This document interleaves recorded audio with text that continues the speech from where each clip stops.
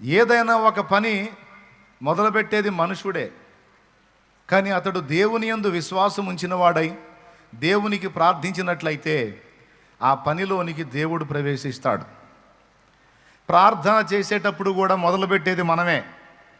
మొదలుపెట్టినప్పుడు దేవుణ్ణి కానీ మనం ఆశ్రయించినట్లయితే, ప్రార్థనలో దేవుణ్ణి ఆశ్రయించినట్లయితే కొంత ప్రార్థన నడిచిన తర్వాత ఇక దేవుని ఆత్మ ఎంటర్ అవుతాడు. ఇక తర్వాత నడిపింపంతా ఆయన తీసుకుంటాడు. దేవునికి స్తోత్రం. దానికి ముందు మనకేం చెప్తాడంటే, దేవుడు నువ్వు మొదలుపెట్టు అంటాడు. అది భక్తి జీవితమైనా భౌతిక జీవితమైనా నువ్వే ముందు అడుగేయాలి, నువ్వే మొదలు పెట్టాలి. ఇప్పుడు వెదకుడి మీకు దొరుకును అంటే ముందు వెతకటం అనేది ఎవరు చేయాలి? భక్తుడు చేయాలి. తర్వాత దేవుడు దొరుకుతాడు. 2002లో నేను వెతికా, నాకు దొరికాడు కదా. ఇక ఆయన తలుపు తట్టా, తలుపు తీశాడు కదా. ఇక అప్పటి నుంచి అడగటం మొదలుపెట్టా, ఆయన ఇవ్వటం మొదలుపెట్టాడు. దేవునికి స్తోత్రం. కానీ వచనంలో ఏమి రాసి ఉంటుంది? 7:7 మత్తయి 7:7లో అడుగుడి మీకు ఇయ్యబడును, వెదకుడి మీకు దొరుకును, తట్టుడి మీకు తీయబడును అంట. వరస ఏంటో తెలుసా? ముందు వెతకాలి, వెతికితే ఇల్లు దొరికిద్ది, ఆ దొరికినప్పుడు తలుపు తట్టాలి, ఆ తలుపు తడితే తలుపు తీస్తాడు, తీసినప్పుడు పర్సన్ కనపడతాడు కనుక అప్పుడు అడగటం. అది వరుస క్రమం. దేవునికి స్తోత్రం. పెద్దగా చెప్పండి. అయితే ఇక్కడ వెతికే ప్రాసెస్ మనదే. మొదలు పెట్టాలి మనం, తట్టేది మనమే, అడిగేది మనమే, ఇవన్నీ చేయాలి మనం. అంటే ఇక్కడ పాయింట్ ఏంటంటే, మన వంతు మనం చేయాల్సిన వాటిని మనం చేస్తే దేవుడు చేయాల్సిన కార్యాలు దేవుడు చేస్తాడు. నేను ఒట్టిగానే కూర్చుంటా, ఇక నువ్వు చేసే అన్నీ నువ్వే చేసే ప్రభు అంటే కుదరదు, అట్లా చెయ్యడు. నేను ఒట్టిగానే కూర్చుంటా ప్రభా, నీకు ప్రార్థన చేస్తూ ఉంటా, నీకు అన్నీ నువ్వే చెయ్యి అంటే కాదు. నువ్వు దేవునికి ప్రార్థన చేయాలి, దేవుడు నీకు చూపించే వాటిని నువ్వు అందిపుచ్చుకోవాలి. దీనికి మీకు ఈజీగా అర్థం కావటానికి, అంటే మనం చేయాల్సినవి మనం చేయాలి, దేవుడు చేస్తాడు అనేది మీకు అర్థం కావటానికి, ఆకాశ పక్షులను చూడండి, అవి విత్తవు, కోయవు, కొట్లలో కూర్చుకొనవు, అయినను మీ పరలోకపు తండ్రి నిత్యము వాటిని పోషించుచున్నాడు అనుంది.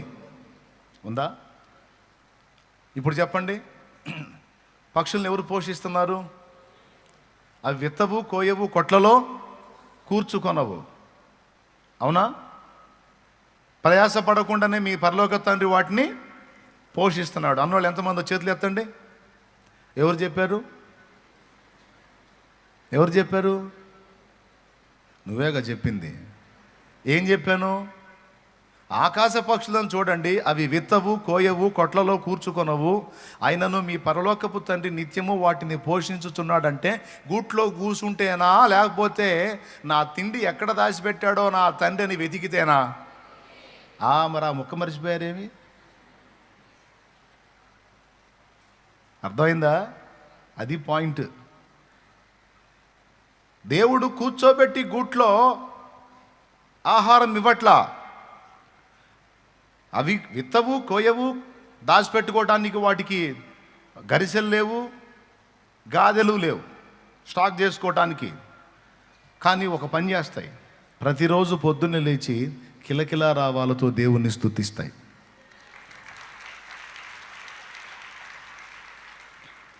వేకువనే పక్షులు లేచి దేవుని కీర్తించవా, వేకువనే పక్షులు లేచి దేవుని స్తుతించవా, సాయం సమయాన పిచ్చుకలు దేవుని కీర్తించవా. ఈ పాట ఒకటి ఉంది, మనస వీణను శృతి చేసి.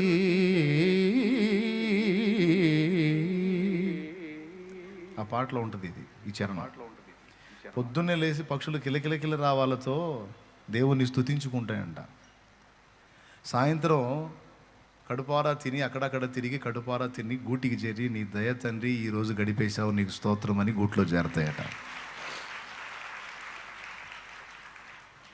పక్షులు లేచి దేవుణ్ణి స్తుతించి గూట్లో కూర్చోవు, నా తండ్రి ఎక్కడ దాచిపెట్టాడో నా కోసమని వెతకటం మొదలు పెడతాయి. అంటే అవి చేసే ప్రయత్నం అవి చేస్తాయి.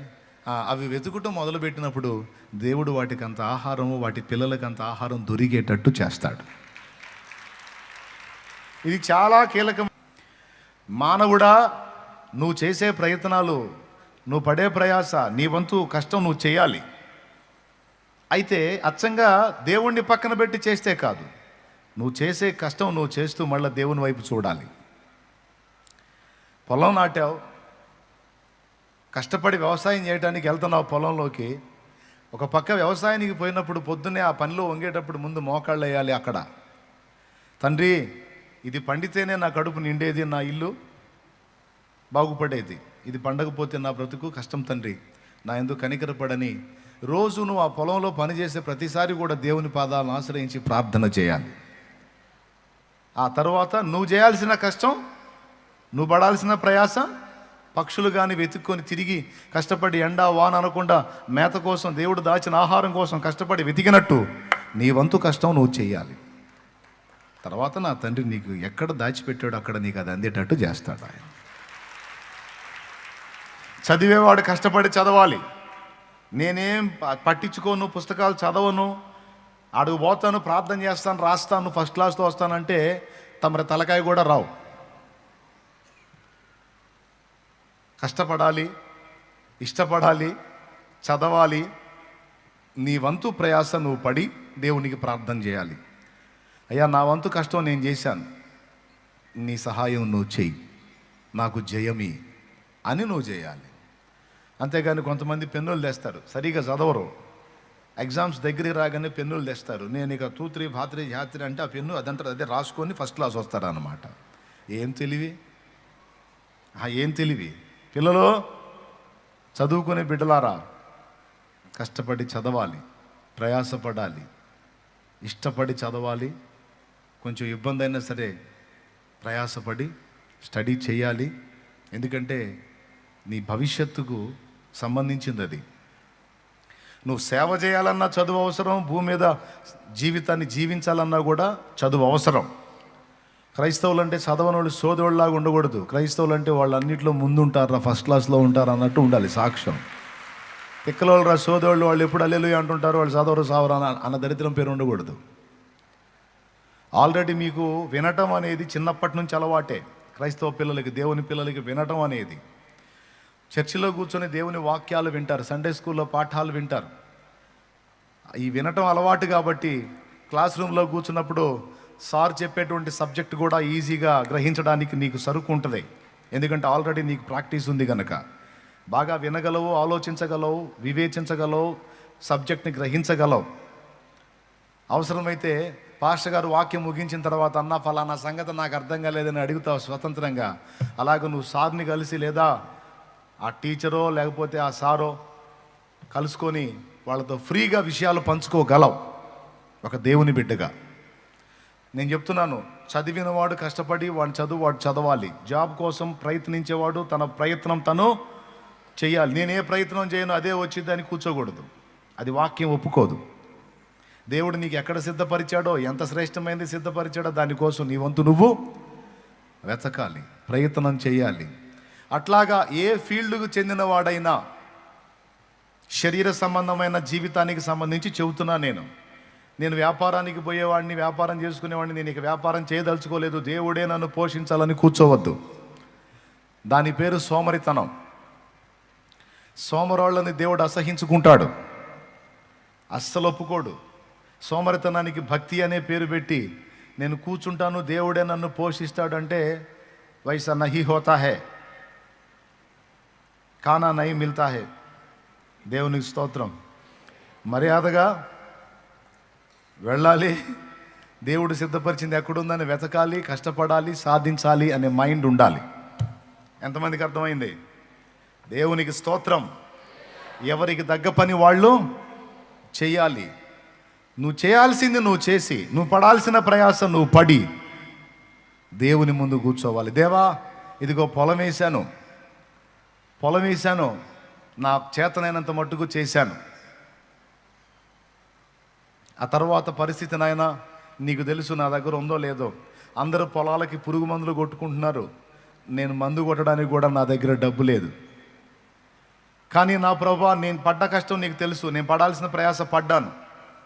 మిగిలిన వాళ్ళతో పోల్చుకుంటే నేను ఆల్రెడీ అప్పులై ఉన్నాను, మందులు తెచ్చి కొట్టే పరిస్థితి నాకు లేదు. నీ పాదాలు పట్టుకుంటున్నా నా తండ్రి. కన్నీళ్లతో ప్రార్థన చేసుకొని ఆయన పాదాలు పట్టుకొని,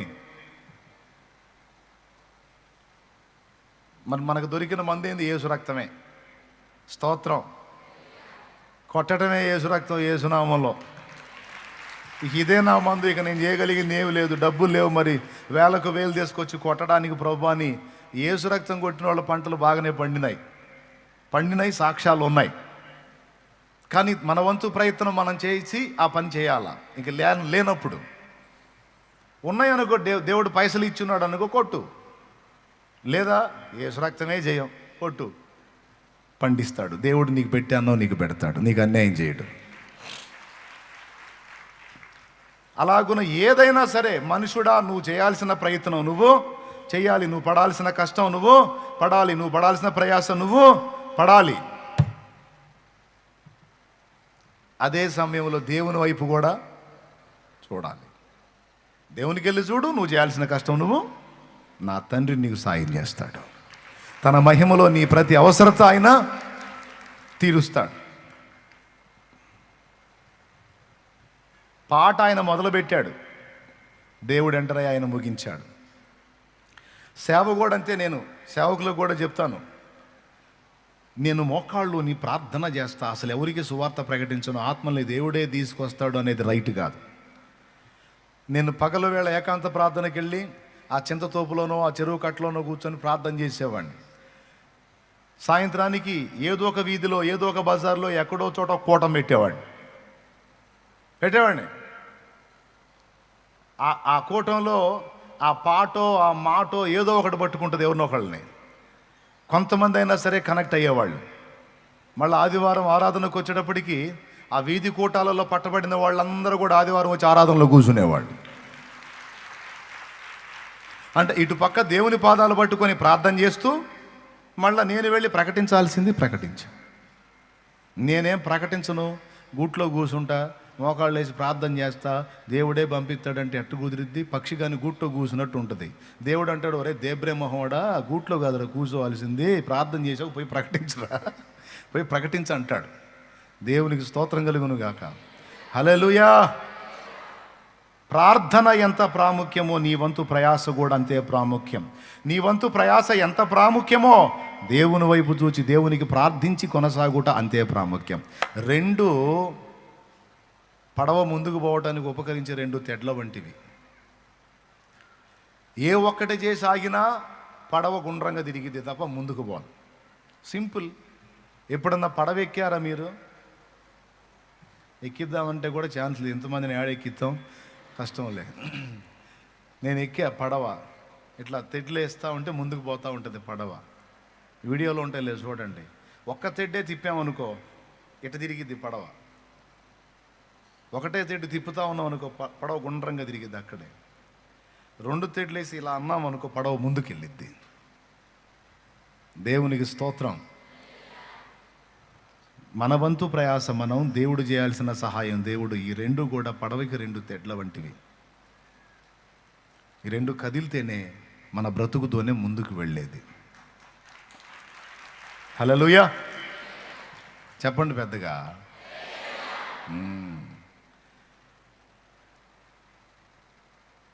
భక్తి జీవితం కూడా అంతే. నీలో ముందు ఆసక్తి, నీలో ఉన్న తృష్ణ, నీలో ఉన్న ఆ ప్రేమ, దేవుని విషయంలో నీకున్న ఆకాంక్ష దేవుడు ఖచ్చితంగా పట్టించుకుంటాడు. అసలు నీకున్న భారం ఏందో కూడా దేవుడు పరిగణలో తీసుకుంటాడు. ఆ భారాన్ని బట్టి నువ్వు స్పందిస్తుంటే నీకు తన చెయ్యి అందించి నిన్ను వాడుకోవటం మొదలు పెడతాడు ఆయన. అంతేగాని నేనేం చేయను, అంతా ఆయన చూసుకోవాలంటే మర్యాద ఉండదు అని చెబుతున్నాడు అక్కడ వాక్యాలు. అంతే ఏం లేదు. మన వంతు మనం చచ్చిపోయిన అమ్మాయిని బతికిచ్చాడు, ఆమెకు ఆహారం పెట్టండి అన్నాడు. ఏం బతికిచ్చినోడి ఆహారం కూడా నువ్వే పెట్టొచ్చుగా అంటే, అది నా పని కాదు మీ పని కానీ అంటాడు. అయినయ్యా, యేసుక్రీస్తు నిన్ను స్వస్థపరుచుచున్నాడు, లేచి నీ పరుపు నువ్వే పరుచుకో అంటాడు. స్వస్థపరచడం ప్రభు వంతు, పరుపు పరుచుకోవటం అయినయ్య వంతు. పేతురు బరవడం, పేతురు చెప్పాడు, అయినయ్యా ప్రభు నిన్ను, యేసుక్రీస్తు ప్రభు నిన్ను స్వస్థపరుస్తున్నాడు, నువ్వు లేచి నీ పరుపు నువ్వే పరుచుకో అంటాడు. దేవునికి స్తోత్రం. బేతెస్దా కోనేటి దగ్గర యోహాను 5లో ఇందాక చెప్పిందే, అపోస్తల కార్యం 8లో చూడండి ఎందుకు వచ్చిన గొడవ. అపోస్తల కార్యములో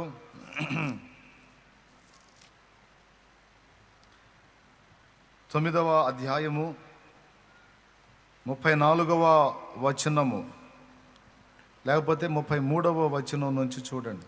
అక్కడ పక్షవాయువు కలిగి 8 ఏండ్ల నుండి మంచము పట్టి ఉండిన అయినయ అను ఒక మనుషుని చూచి పేతురు, అయినయ యేసుక్రీస్తు నిన్ను స్వస్థపరచుచున్నాడు, నీవు లేచి నీ పరుపు నీవే పరుచుకొనుమని అతనితో చెప్పగా వెంటనే అతడు లేచెను. లేపటం దేవుని వంతు, పరుపు పరుచుకోవటం ఆయనే వంతు. 38 ఏళ్ల జబ్బోడిని బాగు చేయటం దేవుని వంతు, పరుపును ఎత్తినేసుకొని మోయటం వాని వంతు. యాయిరు కూతురు 12 ఏళ్ల, ఇంచుమించు 12 ఏళ్ల వయసున్న అమ్మాయి, చచ్చిపోయిన అమ్మాయిని బతికించటం యేసయ్య వంతు. ఆ అమ్మాయికి అన్నం పెట్టి ఆమె ప్రాణమును బలపరచటం ఆమె కుటుంబం వంతు. ఇవన్నీ జరిగినాయి అక్కడ. స్తోత్రం, స్తోత్రం. పక్షవాతం జబ్బోడిని బాగు చేయటం యేసయ్య వంతు. ఇంటి పైకప్పు పెంకులోడదీసి వానిని యేసయ్య ముందుకు దించే పని మాత్రం తన మిత్రుల వంతు, తన వారి వంతు. ఇద్దరి కష్టం కనపడేది చూడండి, ఎక్కడన్నా చూడంతే ఉంటుంది. ఇలాగున ఇటు మనం చేయాల్సినటువంటి వాటిని మనం చేసినప్పుడు, ఇప్పుడు రోగిని వాళ్ళు యేసయ్య దగ్గరికి తెచ్చారు, నలుగురు కలిసి పెంకులు ఓడదీసి ఒక మంచానికి వాడిని కట్టి దించారు. యేసయ్య ముందుకు వచ్చాడు, బాగు చేసి పంపించాడు. వాళ్ళు ఎంత కష్టపడి ప్రయాసపడి దించారు యేసు ప్రభు దగ్గరికి వానిని. ఈ ప్రయాస మన విశ్వాసాన్ని సూచిస్తుంది. వాళ్ళు అంత ప్రయాసపడి యేసయ్య దగ్గరికి తీసుకొచ్చారు. ఎంత విశ్వాసం ఉంటే తెచ్చారు. వారి విశ్వాసాన్ని ప్రభు సిగ్గుపరచకుండా కార్యం చేశాడు. వాళ్ళ కష్టం వాళ్ళు చేశారు. అలాగే నువ్వు పొలం వేస్తావో, ఉద్యోగం కోసం ట్రై చేస్తావో, చదువులో ఆధిక్యత కోసం తిప్పలు పడతావో, నీ వంతు నువ్వు కష్టపడి విశ్వాసముతో మళ్ళా ప్రభు దగ్గరికి రావాలి. ప్రభు దగ్గరకు వచ్చి ప్రభుని గోజాడాలి. నువ్వు చేసేది చేసి, అప్పుడు ఆయన నీకు అదనపు సహాయాన్ని చేస్తాడు. ఎందుకంటే నీవు ఆయనను విశ్వసిస్తున్నావు. నీ కష్టానికి ఆయన సహాయం కూడా జోడి అయితే ఇక అది వేరే పొజిషన్లో ఉంటుంది. దేవునికి స్తోత్రం కలుగును గాక. ఇప్పుడు ఇంతవరకు చెప్పిన దానిలో మీకేం అర్థమైంది? దేవుడు చేయాల్సింది దేవుడు చేస్తాడు, ముందు మనం చేయాల్సింది పెద్దగా చెప్పండి. చేతిలో ధాన్యాన్ని పట్టుకొని కూర్చుంటే పంట రాదు. చల్లటం నీ పని, బస్తా గింజలు ఎకరంలో చల్లటం నీ పని, 40 బస్తాలు వచ్చేటట్టు దాన్ని తిరిగి మొలిపించటం దేవుని పని. అంతసేటు కష్టపడి ఏం కొట్టాల్సిన అవసరం లేదులే. ఏమయ్యా, ఎకరం బస్తా, ఒక బస్తా ఎకరానికి వచ్చేది ఎదబెడితే, ఒడ్లే ఎకరానికి ఎదబెట్టవచ్చు అనుకో. ఒక బస్తా పెడితే కోసేటప్పుడు కుప్ప కొడితే 40 బస్తాలు వస్తాయి. అంటే ఫస్ట్ అడుగు ఎవరు వేయాలి? మొదటి అడుగు ఎవరు వేయాలి? నీకు దండం. మనం మనిషి వేయాలి, తర్వాత దేవుడు చేయాల్సింది. అలాగే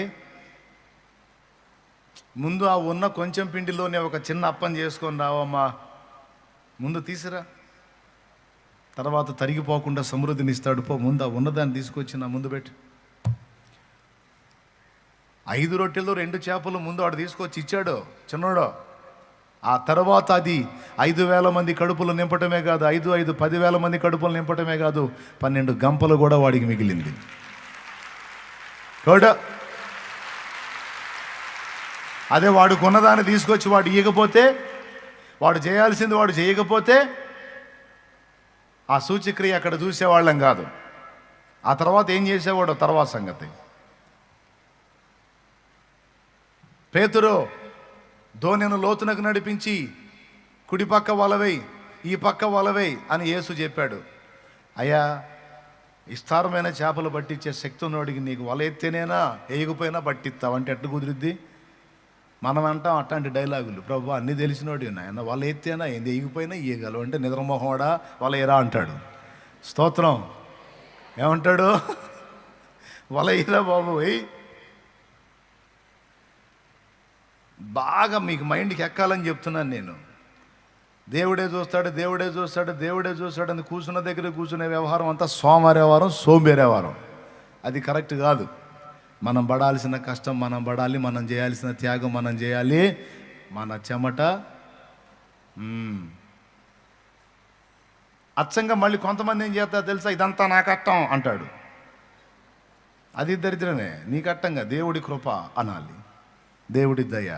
కష్టపడ్డావు, దేవుడిని ఆశ్రయించాలి, దేవుడు చేసేది దేవుడు చేస్తాడు. స్తోత్రం. ఏమంటావు? దరిద్రపుడు ఒకడు ఉన్నాడంట. దరిద్రపుడు మూర్ఖుడు. భార్య దేవుడిని నమ్ముకుంది, వాడు నమ్మలా. ఎటకారం చేస్తూ ఉంటాడు భార్యని. ఇదిగో మాంసం కూర తెచ్చే కానీ వండు, ఇవాళ నేను కూడా ప్రార్థన చేస్తా అన్నాడంట. ప్రార్థన చేస్తా వండు, నేను కూడా ప్రార్థన చేస్తా అంటే, వాము ఈ దరిద్రపుడికి అసలు నోరు కుదరదు, వీడు ప్రార్థన చేస్తాను అంటున్నాడు ఏంది అని చక్కగా బాగా వండిందంట కూర. వండావా అన్నాడంట. వండానండి అందంట. పెట్టా, మొత్తం ప్లేట్లో పెట్టానంట. మొత్తం ప్లేట్లో పెట్టింది. పెట్టావా? పెట్టా, ఇంకా మొత్తం అయ్యి మొక్కలన్నీ వెయ్యి మొక్కల అన్నాడు. ప్లేట్ నిండా. ఆమె ఆశ ఏంది? ఆమె ప్రార్థనకి వెళ్ళే మనిషి, దేవుణ్ణి నమ్ముకున్న మనిషి. ఈడేమో దరిద్రుడు, దేవుణ్ణి తిడతాడు, దూషిస్తాడు, ఎట్టబడితే ఎట్ట మాట. అట్లాంటి వాడు ప్రార్థన చేస్తా అనేసరికి నమ్మింది. ఆ ప్లేట్ ముందు పెట్టుకొని ప్రార్థన చేత కళ్ళు మూసుకో అన్నాడంట. అలానే పాప ముసుకేసుకుంది. స్తోత్రం స్తోత్రం అనుకుంటా. ఈడు మొదలు పెట్టాడు, స్తోత్రం స్తోత్రం స్తోత్రం స్తోత్రం. యేసు ప్రభువా, ఈ మొక్కలో నెయ్యి కాదు, మీ నాన్నయ్య కూడా కాదు, నా కష్టం. ఎవరి కష్టం? నా కష్టం. నేను నీకెందుకు స్తోత్రాలు చెప్పాలి, నేను నీకెందుకు స్తుతులు చెప్పాలి? యేసు నామములో నేనేం చెప్పను, ఆమేన్ అన్నాడంట. ఇది ఈ మాటలనంటే కళ్ళు తెరిచింది. ఓరి దరిద్రపుడు, ఇంకేమన్నా చేస్తాడని కళ్ళు మూసింది పాపం. ఏం లేదు, వాడు అదే మాటలు నవ్వుతా కళ్ళు తెరిచి భార్యకి వెళ్ళి తెచ్చాడు. ఎట్లా పారదరా అన్నాడంట. ఏంది ఆ మాటలు ఏంది, నీ వ్యవహారం ఏందంటే, ఏయ్ పో, చేసా ప్రార్థన అయిపోయింది పో అని కింద కొంగి చూశాడు. ప్లేట్లో చూస్తే ముక్క లేదు, మొత్తం కుక్క తినిపోయింది. దేవునికి స్తోత్రం. తెలివితేటలు ఈడికే, ఇంకెవరికి? మొత్తం ఎందుకు ఈడు కళ్ళు మూసుకొని ఎటకారాలు చేయటం మొదలుపెట్టాడు. తలుపులు తెరిచి ఉన్నాయి, కుక్క వచ్చింది. శుభ్రంగా రెడీగా వడ్డించి ఉంది కదా, టప్పా 4 పట్లయితే పట్టింది, పోయింది అంతు లేకుండా. దేవుడిని ఎటకారం చేద్దామంటే ఈడు ఎటకారాల పాలైపోయాడు. ఏం చేస్తాడు? దేవుడి దయ లేకుండా వడ్డించిన కంచంలో కూడు కూడా తినలేవు సోదరా. దేవుడి దయ కావాలి, దేవుని దయ కావాలి, మానవుని ప్రయాస కావాలి. ఈ రెండు బండికి 2 చక్రాలు లాంటి 2 కావాలి. ఇది మీకు అర్థం కావటానికి ఈ కీర్తనలో నుంచి ఈ వివరణ మీకు ఇచ్చా. భక్తుడు మొదలు పెడతాడు, దేవుడు దాన్ని కొనసాగించి ముగిస్తాడు. ఆసక్తితో నువ్వు దేవుని దగ్గరకు వస్తే అప్పుడు ఆసక్తితో ఇంకా నీ దగ్గరకు వస్తాడు ఆయన. ఆసక్తితో ఆయన కోసం ఒక్క అడుగు నువ్వు వేస్తే నీ కోసం 100 అడుగులు వేసే ప్రేమమూర్తి ఆయన. కనీసం ఒక్క అడుగైనా సరే నువ్వు వేయాలి. నువ్వు చెయ్యకుండా మాత్రం కదలడు, నువ్వు అడుగు వేయకుండా మాత్రం కదలడు, నువ్వు మొదలు పెట్టకుండా మాత్రం కుదరదు. ఇది బాగా మీ మనసుకు తీసుకోండి. తీసుకొని ఎప్పుడన్నా ఎవరన్నా అన్ని దేవుడే చూసుకుంటాడు అన్నారు అనుకో, శాలేమని ఏం చెప్పాడు మన అని వాళ్ళకి చెప్పండి. మనం చేసే కష్టం మనం చేయాలని చెప్పాడా లేదా? చేసి దేవుడికి ప్రార్థన చేయాలి, ఆయన చేసేది ఆయన చేస్తాడు. రైట్.